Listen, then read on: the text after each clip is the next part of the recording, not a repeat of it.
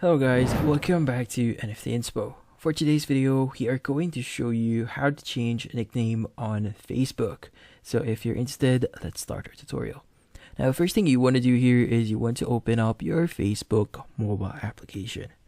Now from here, what you need to do is you want to click on the three bar icon that you see at the top right of your screen.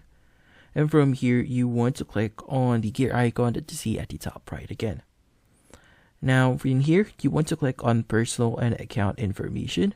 In here, you want to click on your name that you see on your screen. Now from here at the bottom of your screen, you'll see the other names there. Just click on add a nickname or a birth name here and you'll be able to change your nickname.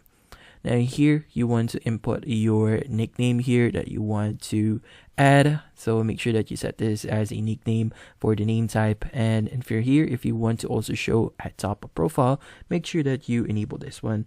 And once you're satisfied, just click on save and that would save your changes. And that's about it. So hopefully this video was able to help you. Like and subscribe to NFT Inspo. Thank you for watching.